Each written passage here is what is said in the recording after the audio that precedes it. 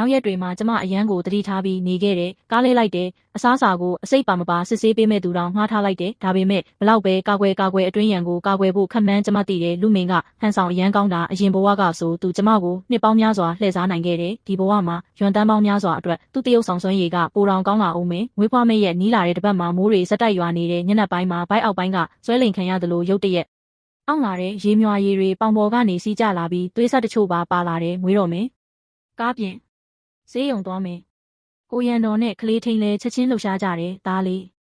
တခုခုသိထားတာရှိရင်မိမိကိုတေချာပေါက်ပြောပြနော်မိုးသေးထဲမှာကားကအရှိန်နဲ့မောင်းနေပေမဲ့ကျမရင်တွေအရန်ခုန်နေတဲ့သားလေးကဒီလာပိုင်းတွေမှာအရန်ငြိမ်နေပြီးအင်အားစုနေတယ်လို့ပဲအခုတော့သူ့အတန်လေးကတိုးညင်းပေမဲ့ပြတ်သားနေတဲ့မေဒီဆေးရုံကတမျိုးကြီးပဲသတိထားနော်သားမြင်ကွင်းကိုမမြင်ရပေမဲ့အနံ့ရနေတယ်အဲ့ဒီအော့အန်ချင်စရာကောင်းတဲ့ဖေဖေရုပ်ရဲ့အနံ့ကိုပဲကျမမွေးကန်းထဲရောက်သွားပြီးနာကျင်မှုကြောင့်သတိလစ်မတက်ဖြစ်နေတဲ့ချွေးအေးတွေကြောင့်အမြင်အာရုံတွေလည်းဝါတာတာဖြစ်နေပြီးလင်းရှောင်ဝှေ့တအိမ်ကောင်းသုံးလက်မပွင့်ပြီးနာကျင်မှုတက်တာတဲ့ဆေးထိုးဖို့ပြင်မယ်ညနေဖုံးတက်ထားတဲ့ယောက်ျားလေးမေးဆေးဆရာဝန်တယောက်ဝင်လာတယ်သူကျမကိုကြည့်လိုက်တဲ့အချိန်မှာ9 နှစ်လောက်မြင်ခဲ့ရတဲ့အဲ့ဒီမျက်လုံးတွေကိုကျမမှတ်မိလိုက်တယ်လူမင်းပဲဒီလူရုပ်မှာတကယ်ကြီးဝင်လာခဲ့တာပ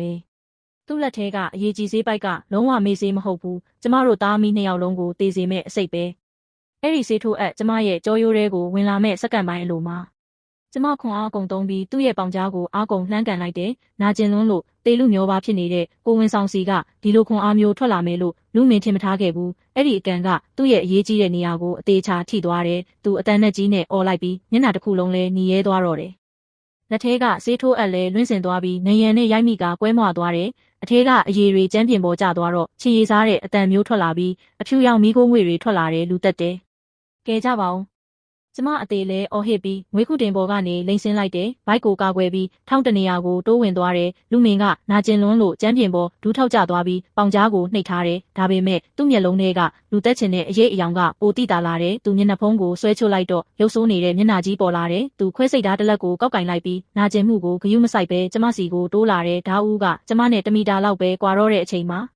ငွေခမ်းတကားကြီးပွင့်ထွက်သွားပြီးတကားဝမှာစောင့်နေတဲ့ကိုရန်တော်ပြေးဝင်လာတယ်ပြီးတော့လူမင်းရဲ့မျက်နှာတဲတဲကိုခြေထောက်နဲ့လှမ်းကန်လိုက်တဲ့လူမင်းလွင့်စင်သွားပြီးမှန်ပီရိုကိုဝင်တိုက်မိကသွေးတန်ရဲရဲနဲ့လဲကျသွားပါတော့တယ်ဒါပေမဲ့ဓာတ်ကိုစုပ်ကင်ထားပြီးကျန်းပြင်ပေါ်တွားသွားနေစေပဲအဲ့ဒါငါပတ်စံတွေငါမကျေနပ်ဘူးလို့သူအော်နေတယ်ကျမကတော့နေရန်ထောက်မှာမှီရင်းရေမြွာရည်နဲ့ချွေးအေးတွေရောကျနေတယ်သူ့ကိုဆွဲထုတ်သွားကြငါမျက်စိနောက်တယ်ကျမရင်ထဲမှာတနာစိတ်မရှိပဲ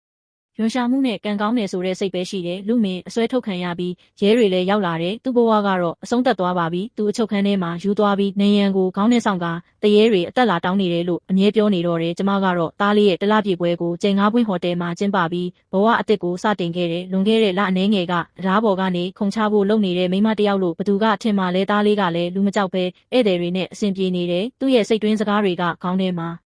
ပေါ်လာတယ်မိမိအပြာရောင်ဝစ်စုံနဲ့ဦးလေးကိုသတိထားကြည့်သူ့ရှယ်ယာတွေတစ်ဆက်စတက်မှာအမြန်သွားမိတ်ဆွေဖွဲထာ